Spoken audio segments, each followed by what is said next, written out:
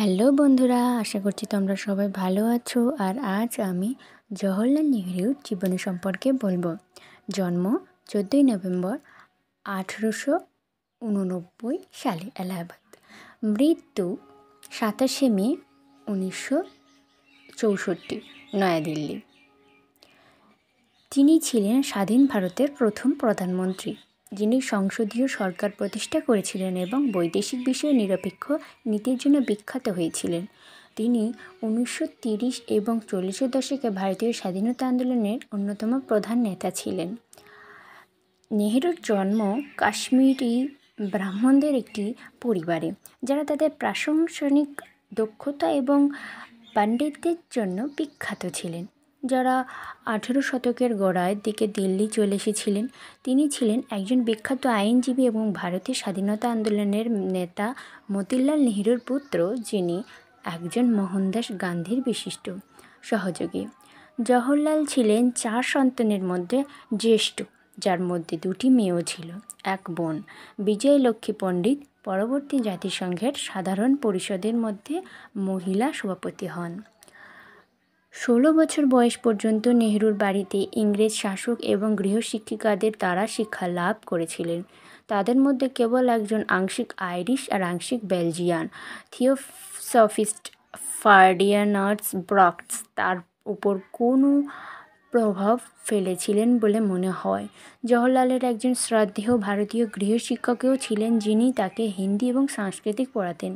1905 সালে তিনি একটি শীর্ষস্থানীয় ইংরেজি স্কুল হ্যারোতে যান, যেখানে তিনি 2 বছর অবস্থান করেন।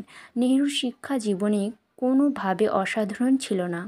হ্যারো থেকে তিনি কেমব্রিজের ট্রিনিটি কলেজে যান, যেখানে তিনি প্রাকৃতিক বিজ্ঞানের সম্মান ডিগ্রি অর্জনের জন্য 3 বছর কাটিয়েছিলেন। কেমব্রিজ ছেড়ে যাওয়ার পর তিনি লন্ডনে ইনার টেম্পলের পরে 2 বছর পড়াশোনা করার পর ব্যারিস্টার হিসাবে যোগ্যতা অর্জন করেন, যেখানে তার নিজের ভাষায় তিনি কোনো গৌরব বা অপমান ছাড়াই পরীক্ষার উত্তীর্ণ হন। ইংল্যান্ডে কাটানো 7 বছর নেহরু তাকে এক অস্পৃষ্ট অর্ধ বিশ্বাস ফেলে রেখেছিল। ইংল্যান্ডে নয়, ভারতেও নয়। কয়েক বছর পরে তিনি লিখেছেন, আমি পূর্ব ও পশ্চিমে এক অদ্ভুত মিশ্রণের পরিণত হয়েছি। সর্বত্র স্থানহীন, কোথাও বাড়িতে নেই। তিনি ভারত আবিষ্কারের জন্য ভারতে ফিরে যান। বিদেশে তার ব্যক্তিত্বের উপর যে প্রতিদ্বন্দ্বিতাপূর্ণ টান এবং চাপ ছিল, তা কখনো সম্পূর্ণরূপে সমাধান হয়নি। ভারতে ফিরে আসার 4 বছর পর 1916 সালে মার্চ মাসে নেহরু কমলা কৌলকে বিয়ে করেন, যিনি দিল্লিতে স্থানীয়ভাবে স্থায়ী বসবাসকারী একটি কাশ্মীরি পরিবার থেকে এসেছিলেন। তাদের একমাত্র সন্তান ইন্দিরা প্রিয়দর্শিনী 1917 সালে জন্মগ্রহণ করেন। তিনি পরে ইন্দিরা গান্ধী ভারতের প্রধানমন্ত্রী হিসাবে দায়িত্ব পালন করেন। এছাড়াও ইন্দিরা পুত্র রাজীব গান্ধী তার মায়ের স্থলাভিষিক্ত হয়ে প্রধানমন্ত্রী হন। ভারতে ফিরে আসার পর নেহরু প্রথমে আইনজীবী হিসাবে স্থায়ী হওয়ার চেষ্টা করেছিলেন, তবে তার বাবার মতো নয়। তার পেশার প্রতি তার কেবল একঘেয়ে আগ্রহ ছিল এবং মানুষ অনুশীলন বা আইনজীবীদের সঙ্গে পছন্দ করত না। সেই সময় পর্যন্ত তার প্রজন্মের অনেকের মতো তাকে একজন সহজাত জাতীয়তাবাদী হিসাবে বর্ণনা করা যেতে পারে, যিনি তার দেশের স্বাধীনতার জন্য আকুল ছিলেন, কিন্তু তার সমসাময়িকদের মতো তিনি কীভাবে একটি অর্জন করা যেতে পারে সে সম্পর্কে কোনো সুনির্দিষ্ট ধারণা তৈরি করেনি। নেহরুর আত্মজীবনীতে বিদেশে পড়াশোনা করার সময় ভারতীয় রাজনীতির তার প্রাণবন্ত আগ্রহের কথা প্রকাশ করা হয়েছে। একই সময়ে তার বাবার কাছে লেখা তার চিঠিগুলি ভারতের স্বাধীনতার প্রতি ভারতের সাধারণ আগ্রহ প্রকাশ করে, কিন্তু মহাত্মা গান্ধীর সাথে দেখা না হওয়ায় এবং তার রাজনীতির পদাঙ্ক অনুসরণ করতে রাজি না হওয়া পর্যন্ত তাদের মধ্যে কেউই স্বাধীনতা অর্জনের বিষয়ে কোনো নির্দিষ্ট ধারণা তৈরি করতে পারেননি। গান্ধীর মতো যে গুণটি নেহরুর মনে দাগ কেটেছিল তা হলো কর্মের প্রতি তার দৃঢ়তা। গান্ধী যুক্তি দিয়েছিল যে একটি ভুল কেবল নিন্দা করা উচিত নয়, বরং প্রতিরোধ করা উচিত। এর আগে নেহরু এবং তার বাবা সমসাময়িক ভারতীয় রাজনীতিবিদের প্রতি অবজ্ঞাপূর্ণ ছিলেন। তাদের জাতীয়তাবাদ কয়েকটি উল্লেখযোগ্য ব্যতিক্রম ছাড়া অন্যান্য অনন্তহীন বক্তৃতা এবং দীর্ঘস্থায়ী সিদ্ধান্ত নিয়ে গঠিত ছিল। জওহরলালও ভয় বা ঘৃণা ছাড়াই ব্রিটিশ শাসনের বিরুদ্ধে লড়াই করার জন্য গান্ধীর দৃঢ়তার প্রতি আকৃষ্ট হয়েছিলেন। 1916 সালে নেহরু প্রথমবারের মতো গান্ধীর সাথে দেখা করেন লখনউতে।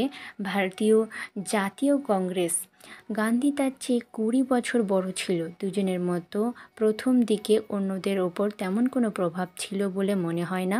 1920-এর দশকে গড়ার দিকে কারাবাসের সময় গান্ধী যে আত্মজীবনী লিখেছিলেন তাতে নেহরুর কোনো উল্লেখ নেই। এই বাদ পড়া বোধগম্যর কারণ 1929 সালে কংগ্রেস দলের সভাপতি নির্বাচিত হওয়ার আগ পর্যন্ত ভারতীয় রাজনীতিতে নেহরুর ভূমিকা গৌণ ছিল। যখন তিনি লাহোর ঐতিহাসিক অধিবেশনে সভাপতি করেছিলেন, যেখানে ভারতের রাজনৈতিক লক্ষ্য হিসাবে পূর্ণ স্বাধীনতার ঘোষণা করেছিলেন, ততক্ষণ পর্যন্ত দলের লক্ষ্য ছিল আধিপত্যের মর্যাদা। প্রথম বিশ্বযুদ্ধের পর 1919 সাল থেকে কংগ্রেস পার্টির সাথে নেহরুর ঘনিষ্ঠ সম্পর্ক শুরু হয়।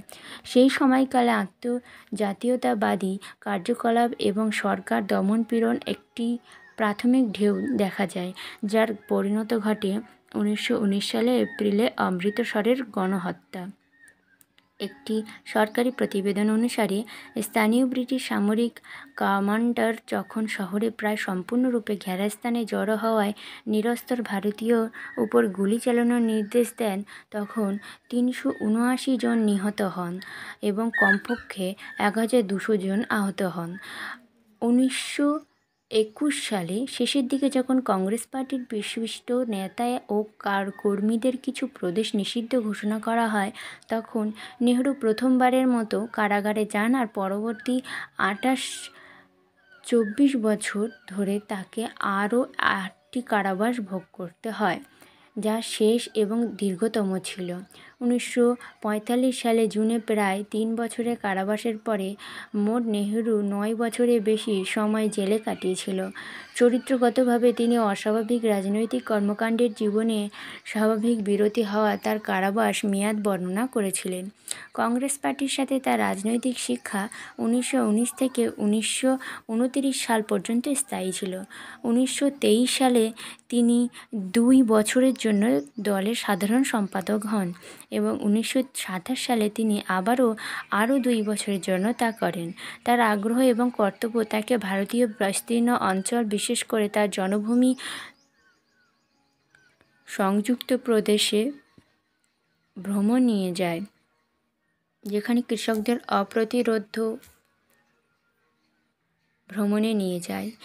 কৃষকদের অপ্রতিরোধ্য দারিদ্র্য এবং অবক্ষয়ের প্রথম প্রকাশ তার গুরুত্বপূর্ণ সমস্যাগুলির সমাধানের জন্য তার মৌলিক ধারণাগুলির উপর গভীর প্রভাব ফেলেছিল। যদিও সমাজতন্ত্রের প্রতি অস্পষ্টভাবে ঝোঁক ছিল, নেহরু উগ্রবাদ ও কোনো নির্দিষ্ট ছাঁচে পরিণত হয়নি। 1926 থেকে 27 সালে ইউরোপ এবং সোভিয়েত ইউনিয়ন সফর ছিল তার রাজনৈতিক ও অর্থনৈতিক চিন্তাভাবনার মূল বিষয়। মার্ক্সবাদ এবং তার সমাজতান্ত্রিক চিন্তাধারার প্রতি নেহরুর আসল আগ্রহ সেই সফর থেকেই উদ্বুদ্ধ হয়েছিল। যদিও এটি কমিউনিস্ট তত্ত্ব এবং অনুশীলন সম্পর্কে তার জ্ঞান উল্লেখযোগ্যভাবে বৃদ্ধি করতে পারেনি, পরবর্তীকালে কারাগারে থাকার ফলে তিনি মার্ক্সবাদকে আরও গভীরভাবে অধ্যয়ন করতে সক্ষম হন। এর ধারণাগুলিতে আগ্রহী, কিন্তু এর কিছু পদ্ধতি, যেমন কমিউনিস্টদের রেজিমেন্টেশন এবং ধর্মদ্রোহিতা স্বীকার দ্বারা বিতাড়িত, তিনি কখনও কার্ল মার্ক্সের লেখাগুলিকে প্রকাশিত ধর্মগ্রন্থ হিসেবে গ্রহণ করতে নিজেকে বাধ্য করতে পারেননি। তবুও তার অর্থনৈতিক চিন্তাভাবনার মাপকাঠি মার্ক্সবাদী থেকেই যায়, যেখানে প্রয়োজন হয় ভারতীয় অবস্থার সাথে সামঞ্জস্যপূর্ণ। 1929 সালে লাহোর অধিবেশনের পর নেহরু দেশের বুদ্ধিজীবী এবং যুব সমাজের নেতা হিসেবে আবির্ভূত হন। গান্ধীর চতুরতার সাথে তার কিছু সিনিয়র নেতার মাথায় উপরে কংগ্রেস পার্টির সভাপতি পদে উন্নীত হয়ে করেছিলেন। আশা করেছিলেন যে নেহেরু ভারতের তরুণদের, যারা সেই সময়ে চরম বামপন্থী কারণগুলির দিকে ঝুঁকেছিল, কংগ্রেস আন্দোলনের মূলধারায় টেনে আনবেন। গান্ধী সঠিকভাবে গণনা করেছিলেন যে অতিরিক্ত দায়িত্বের সাথে নেহেরু নিজেও মধ্যম পথে চলতে আগ্রহী হবেন। 1931 সালে তার বাবার মৃত্যুর পর নেহেরু কংগ্রেস পার্টির অভ্যন্তরীণ পরিষদ যোগ দেন এবং গান্ধীর আরও ঘনিষ্ঠ হন। যদিও গান্ধী 1942 সাল পর্যন্ত অনুষ্ঠানভাবে নেহেরুকে তার রাজনৈতিক উত্তরাধিকারী হিসেবে মনোনীত করেননি, তবুও 1930-এর দশকের মাঝামাঝি সময়ে ভারতীয় জনগণ নেহেরুকে গান্ধীর স্বাভাবিক উত্তরসূরি হিসাবে দেখতে পায়। 1931 সালে মার্চ মাসে গান্ধীর আরউইন চুক্তি, যা গান্ধীর ব্রিটিশ ভাইসরয় লর্ড আরউইন এর মধ্যে স্বাক্ষরিত হয়েছিল, ভারতের দুই প্রধান নায়কের মধ্যে একটি যুববিরোধী ইঙ্গিত দেয়। এটি গান্ধীর আরও কার্যকর আইন অমান্য আন্দোলনগুলির মধ্যে একটি চূড়ান্ত রূপ দেয়, যা 1 বছর আগে লবণ মার্চ বলে শুরু হয়েছিল, যার সময় নেহেরুকে গ্রেপ্তার করা হয়েছিল। গান্ধী আরউইন চুক্তি ভারত ব্রিটিশ সম্পর্কে আরও স্বচ্ছন্দ সময়ে সূচনা করবে এমন আশাপূর্ণ হয়নি। লর্ড ওয়েলিংটন 1931 সালে আরউইনের স্থলাভিষিক্ত হয়ে ভাইসরয় নিযুক্ত হন। 1932 সালে জানুয়ারিতে গান্ধীকে কারারুদ্ধ করেন আর লন্ডনের দ্বিতীয় গোল টেবিল বৈঠক থেকে গান্ধীর ফিরে আসার পরপরই তার বিরুদ্ধে আরেকটি আইন অমান্য আন্দোলন শুরু করার চেষ্টা করার অভিযোগ আনা হয়। নেহেরুকেও গ্রেপ্তার করা হয় এবং 2 বছর কারাদণ্ড দেওয়া হয়। ভারতের স্বায়ত্তশাসনের অগ্রগতিকে এগিয়ে নেওয়ার জন্য লন্ডনে অনুষ্ঠিত 3টি গোলটেবিল বৈঠকের ফলে অবশেষে 1935 সালে ভারত সরকার আইন, যা ভারতীয় প্রদেশগুলিতে জনপ্রিয় স্বায়ত্তশাসিত সরকার ব্যবস্থা প্রদান করে। পরিশেষে এটি স্বায়ত্তশাসিত প্রদেশ ও দেশীয় রাজ্যগুলির সমন্বয়ে গঠিত একটি ফেডারেল ব্যবস্থা করে। যদিও ফেডারেশন কখনো প্রতিষ্ঠিত হয়নি, প্রাদেশিক স্বায়ত্তশাসন কার্যকর করা ছিল। 1930-এর দশকের মাঝামাঝি সময়ে নেহেরুর উপরে উন্নয়ন নিয়ে খুব চিন্তিত ছিলেন, যা আরেকটি বিশ্বযুদ্ধের দিকে ধাবিত হচ্ছিল বলে মনে হয়েছিল। 1936 সালে গড়ার দিকে তিনি ইউরোপে ছিলেন, সুইজারল্যান্ডের লুসানে একটি স্যানিটারিয়ামে। তার সুস্থ স্ত্রীর মৃত্যুর কিছুক্ষণ আগে তিনি তাকে দেখতে গিয়েছিলেন। এমনকি সেই সময়ে তিনি জোর দিয়েছিলেন যে যুদ্ধের ক্ষেত্রে ভারতের অবস্থান গণতন্ত্রের পাশে থাকবে, যদিও তিনি জোর দিয়েছিলেন যে ভারতের কেবল একটি স্বাধীন দেশ হিসেবে গ্রেট ব্রিটেন এবং ফ্রান্সের সমর্থনে যুদ্ধ করতে পারে। প্রাদেশিক স্বায়ত্তশাসনের প্রবর্তনের পর যখন নির্বাচনের মাধ্যমে কংগ্রেস পার্টির সংখ্যাগরিষ্ঠ প্রদেশের ক্ষমতা আসে, তখন নেহেরু এক দ্বিধাগ্রস্ত অবস্থার সম্মুখীন হন। মুসলিম লীগের অধীনে মোহাম্মদ আলী জিন্নাহ নির্বাচনে খারাপ ফলাফল করেছিলেন। তার কংগ্রেসের কিছু প্রদেশ কংগ্রেস মুসলিম লীগ জোট সরকারের গঠনের জন্য জিন্নাহর আবেদনকে যৌক্তিকভাবে প্রত্যাখ্যান করেছিলেন। এই সিদ্ধান্তকে নেহেরু সমর্থন করেছিলেন। পরবর্তীকালে কংগ্রেস ও মুসলিম লীগের মধ্যে সংঘর্ষ হিন্দু ও মুসলিমের মধ্যে সংঘর্ষের রূপ নেয়, যা শেষ পর্যন্ত ভারত বিভক্তির দিকে পরিচালিত করে এবং পাকিস্তান সৃষ্টি হয়। 1939 সালের সেপ্টেম্বরে দ্বিতীয় বিশ্বযুদ্ধ শুরু হওয়ার পর ভাইসরয় লর্ড লিনলিথগো স্বায়ত্তশাসিত প্রাদেশিক মন্ত্রিসভাগুলির সাথে পরামর্শ না করেই ভারতকে যুদ্ধে লিপ্ত করেন। কংগ্রেস পার্টির হাইকমান্ড প্রতিবাদস্বরূপ তাদের প্রাদেশিক মন্ত্রিসভা প্রত্যাহার করে নেন। কিন্তু কংগ্রেস এই পদক্ষেপের ফলে রাজনৈতিক ক্ষেত্রটি জিন্নাহ এবং মুসলিম লীগদের জন্য কার্যত উন্মুক্ত হয়ে যায়। যুদ্ধ সম্পর্কে নেহেরুর দৃষ্টিভঙ্গি গান্ধীর দৃষ্টিভঙ্গি থেকে ভিন্ন ছিল। প্রাথমিকভাবে গান্ধী বিশ্বাস করতেন যে ব্রিটিশদের যে কোনো সমর্থন দেওয়া হোক না কেন, তা নিশ্চিতভাবে দেওয়া উচিত এবং তা অহিংসা প্রকৃতির হওয়া উচিত। নেহেরু মনে করতেন যে আগ্রাসনের বিরুদ্ধে রক্ষার অহিংসা কোনো স্থান ছিল না এবং ভারতের নাৎসিবাদের বিরুদ্ধে যুদ্ধে গ্রেট ব্রিটেনকে সমর্থন করা উচিত। কেবল একটি স্বাধীন দেশ হিসাবে যদি একটি সহ্য করতে না পারেন তবে এর বাধা দেওয়া উচিত নয়। 1940 সালে অক্টোবরে গান্ধী তার মূল অবস্থান ত্যাগ করে একটি সীমিত আইন অমান্য অভিযানে শুরু করার সিদ্ধান্ত নেন, যেখানে ভারতীয় স্বাধীনতার নেতৃত্বে স্থানীয় সমর্থকদের একে একে অংশগ্রহণের জন্য নির্বাচিত করা হয়েছিল। এই নেতার মধ্যে দ্বিতীয় নেহেরুকে গ্রেপ্তার হয়েছিল এবং 4 বছরে কারাদণ্ড দেওয়া হয়েছিল। 1 বছরের বেশি সময় কারাগারে থাকার পর হাওয়াইয়ের পার্ল হারবারের বোমা হামলায় 3 দিন আগে অন্যান্য কংগ্রেস বন্দীদের সাথে তাকে মুক্তি দেওয়া হয়েছিল। 1942 সালে বসন্তের জাপানিরা যখন বার্মায় দিয়ে ভারতের সীমান্তে আক্রমণ চালায়, তখন ব্রিটিশ সরকার সেই নতুন সামরিক হুমকির মুখোমুখি হয়ে ভারতে কিছু প্রস্তাব দেওয়ার সিদ্ধান্ত নেয়। প্রধানমন্ত্রী উইনস্টন চার্চিল, ব্রিটিশ যুদ্ধ মন্ত্রিসভার সদস্য স্যার স্ট্যাফোর্ড ক্রিপস, যিনি রাজনৈতিকভাবে নেহরুর ঘনিষ্ঠ ছিলেন, সময় জিন্নাহকে জানতে সাংবিধানিক সমস্যার সমাধানের জন্য একটি প্রস্তাব রেখেছিলেন। তবে ক্রিপসের মিশন ব্যর্থ হয়েছিল, কারণ গান্ধী স্বাধীনতা ছাড়া আর কিছু মেনে নিতে না। এরপর কংগ্রেস পার্টি উদ্যোগ গান্ধীর হাতে চলে, যিনি ব্রিটিশদের ভারত ত্যাগের আহ্বান জানান। যুদ্ধের প্রচেষ্টাকে বিব্রত করতে অনিচ্ছুক নেহেরু গান্ধীর সাথে যোগ দেওয়া ছাড়া আর কোনো বিকল্প ছিল না। 1942 সালে 8ই আগস্ট বোমাতে কংগ্রেস পার্টির কর্তৃক ভারত ছাড়ো প্রস্তাব পাশ হওয়ায় গান্ধী ও নেহেরু সহ সমগ্র কংগ্রেস ওয়ার্কিং কমিটি গ্রেপ্তার করে কারারুদ্ধ করা হয়। নেহেরু সই তার নবম এবং শেষ আটক থেকে বেরিয়ে আসেন মাত্র 15 জুন 1985 সালে। মুক্তির 2 বছরের মধ্যে ভারতীয় বিভক্ত এবং স্বাধীন হওয়ার কথা ছিল। ভাইসরয় লর্ড ওয়াভেলের কংগ্রেস পার্টি ও মুসলিম লীগকে একত্রিত করার চূড়ান্ত প্রচেষ্টা ব্যর্থ হয়েছিল।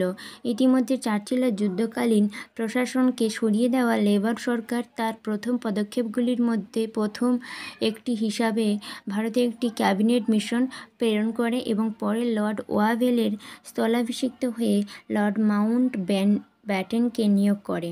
প্রশ্নটি আর ছিল না যে ভারতের স্বাধীন হবে কি না, বরং এটি এক বা একাধিক স্বাধীন রাজ্য নিয়ে গঠিত হবে কি না।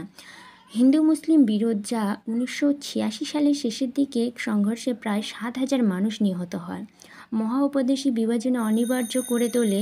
গান্ধী তা মেনে নিতে অস্বীকৃত জানালেও নেহেরু অনিচ্ছাকৃতভাবে কিন্তু বাস্তবসম্মতভাবে সম্মতি জানান। 15ই আগস্ট 1947-এ ভারত এবং পাকিস্তান দুই প্রকৃত স্বাধীন দেশ হিসাবে আত্মপ্রকাশ করেন। নেহেরু স্বাধীন ভারতের প্রথম প্রধানমন্ত্রী হন। 1929 সালে যখন গান্ধী নেহেরুকে লাহোরের কংগ্রেস অধিবেশনের সভাপতি হিসাবে নির্বাচিত করেছিলেন, তখন থেকে 1964 সালে তার মৃত্যু আগ পর্যন্ত নেহেরু তার জনগণের আদর্শ ছিলেন। 1962 সালে চীনের সাথে সংক্ষিপ্ত সংঘাতের পরাজয় সত্ত্বেও রাজনৈতিক তার ধর্মনিরপেক্ষ দৃষ্টিভঙ্গি গান্ধীর ধর্মীয় ও ঐতিহ্যবাদী মনোভাব বিপরীত ছিল, যা গান্ধীর জীবদ্দশায় ভারতীয় রাজনৈতিক ধর্মীয় গোষ্ঠীতে পরিণত করেছিল বিভ্রান্তিকরভাবে। কারণ যদিও গান্ধীকে ধর্মীয় রক্ষণশীল বলে মনে করতে পারে, তখন তিনি আসলে হিন্দু ধর্মকে নিরপেক্ষ করার চেষ্টাকারী একজন সামাজিক ও অনুসারী ছিলেন। নেহেরু এবং গান্ধীর মধ্যে আসল পার্থক্য ধর্মের প্রতি তাদের মনোভাবের মধ্যে ছিল না, বরং সভ্যতার প্রতি তাদের মনোভাবের মধ্যে ছিল, যেখানে নেহেরু ক্রমবর্ধমান আধুনিক বাগধারার কথা বলেছিলেন। গান্ধী প্রাচীন ভারতের গৌরবের কথা স্মরণ করেছিলেন। ভারতীয় ইতিহাস দৃষ্টিকোণ থেকে নেহেরুর গুরুত্ব হল তিনি আধুনিক মূল্যবোধ এবং চিন্তাভাবনা আমদানি এবং প্রসার করেছিলেন, যা তিনি ভারতীয় পরিস্থিতির সাথে খাপ খাইয়ে নিয়েছিলেন। ধর্মনিরপেক্ষতা এবং ভারতের মৌলিক ঐক্যের উপর তার জোর ছাড়াও জাতিগত এবং ধর্মীয় বৈচিত্র্য সত্ত্বেও নেহরু ভারতকে বৈজ্ঞানিক আবিষ্কার এবং প্রযুক্তিগত উন্নয়নে আধুনিক যুগ হিসাবে এগিয়ে নিয়ে যাওয়ার জন্য ভারতীয় উদ্বিগ্ন করেছিলেন। উপরন্তু তিনি তার জনগণের মধ্যে দারিদ্র্য ও বহিষ্কৃতদের প্রতি সামাজিক উদ্বেগ এবং গণতান্ত্রিক মূল্যবোধের প্রতি শ্রদ্ধার প্রয়োজনীয়তা সম্পর্কে সচেতনতা জাগিয়ে তোলেন। তিনি যে অর্জনগুলির জন্য বিশেষভাবে গর্বিত ছিল তার মধ্যে একটি ছিল প্রাচীন হিন্দু নাগরিক আইনের সংস্কার, যা অবশেষে হিন্দু ধর্মকে বিধবারা উত্তরাধিকার ও সম্পত্তির ক্ষেত্রে পুরুষদের সাথে সংস্কার, যা সমান অধিকার ভোগ করবে। আন্তর্জাতিকভাবে নেহরুর তারকা 1965 সালে অক্টোবর পর্যন্ত ঊর্ধ্বমুখী ছিল, যখন সোভিয়েত বিরুদ্ধে হাঙ্গেরীয় বিপ্লবের প্রতি ভারতের মনোভাব, তার নীতি অসাম্যবাদী দেশগুলির তীব্র তদন্তের জন্য মধ্যে জোট নিরপেক্ষতা। জাতিসংঘের ভারত ছিল একমাত্র জোট নিরপেক্ষ দেশ ছাড়া হাঙ্গেরির আক্রমণ হিসাবে সোভিয়েত ইউনিয়নের সাথে ভোট দিয়েছিল এবং এরপর নেহরুর পক্ষে জোট নিরপেক্ষতার আহ্বানে বিশ্বাস অর্জন করে কঠিন হয়ে পড়ে। স্বাধীনতার পরে প্রথম দিকে বছরগুলিতে উপনিবেশবাদ বিরোধী নীতি ছিল তার পররাষ্ট্রনীতির মূল ভিত্তি। তবে 1955 সালে ইন্দোনেশিয়া অনুষ্ঠিত আফ্রিকান ও এশিয়া দেশগুলি বান্দুল সম্মেলনে চীনা প্রধানমন্ত্রী ঝো এনলাই তার কাছ থেকে স্পটলাইট কেড়ে নেওয়ার পর এই বিষয়ে তার আগ্রহ কমে যায়। 1961 সালে যুগোস্লাভিয়া বেলগ্রেডে জোট নিরপেক্ষ আন্দোলনের প্রথম সম্মেলনের সময় নেহরু তার সবচেয়ে গুরুত্বপূর্ণ উদ্বেগ হিসাবে উপনিবেশবাদ বিরোধী পরিবর্তে জোট নিরপেক্ষতার স্থান দিয়েছিলেন। তবে 1962 সালে মাসব্যাপী চীন ভারত যুদ্ধ নেহরু জোট নিরপেক্ষতা ইচ্ছাকৃত চিন্তাভাবনাকে উন্মোচিত করেন। অরুণাচল প্রদেশে ভারত রাজ্য নিয়ে দীর্ঘদিন ধরে চলমান সীমান্তের বিরোধের ফলে চীনা বাহিনী উত্তর পূর্বে ব্রহ্মপুত্র নদী উপত্যকা দখলে হুমকি দিয়েছিলেন। তারা নেহরুর হিন্দু চীনা ভাই ঘোষণা অসারতা প্রকাশ করে। পরবর্তীকালে পশ্চিমা সাহায্যের জন্য নেহরু আহ্বান করে জোট নিরপেক্ষ নীতির কার্যতা অর্থহীনতা তৈরি করেন। চীন শীঘ্রই তার সেনা প্রত্যাহার করে নেয়। ভারত ও পাকিস্তান উভয়ই কাশ্মীর অঞ্চল দাবি করে আসছে। নেহরু প্রধানমন্ত্রীত্বের সময়কালে এটি একটি চিরস্থায়ী সমস্যা ছিল। 1947 সালে উপমহাদেশে বিভক্ত হওয়ার পর মাসগুলিতে তিনি দুটি নতুন দেশের মধ্যে বিরোধ নিষ্পত্তির জন্য আপ্রাণ চেষ্টা করেছিলেন। যখন কাশ্মীরের মহারাজা হরি সিং সিদ্ধান্ত নিয়েছিলেন যে তিনি কোনো দেশ যোগ দেবেন না, তবে সিং যখন ভারতকে বেছে নেন তখন উভয় পক্ষের মধ্যে যুদ্ধ শুরু হয়। জাতিসংঘ এই অঞ্চলে একটি যুদ্ধবিরতি রেখার মধ্যস্থ করেন এবং নেহরু রেখার বরাবর আঞ্চলিক সমন্বয়ে প্রস্তাব করেন যা ব্যর্থ হয়। সেই সীমানা নিয়ন্ত্রণে রেখায় পরিণত হয় যা এখনও এই অঞ্চলে ভারতের পাকিস্তান শাসিত অংশগুলিকে পৃথক করে। নেহরুর সমস্যা সমাধানের প্রচেষ্টায় আরও ভাগ্যবান ছিলেন পর্তুগিজ উপনিবেশ গোয়া। ভারতের শেষ বিদেশি নিয়ন্ত্রিত সভা, যদিও 1961 সালের ডিসেম্বরে ভারতীয় সৈন্যদের দ্বারা সামরিক দখল অনেক পশ্চিমা দেশের তীব্র প্রতিক্রিয়া সৃষ্টি করেছিলেন।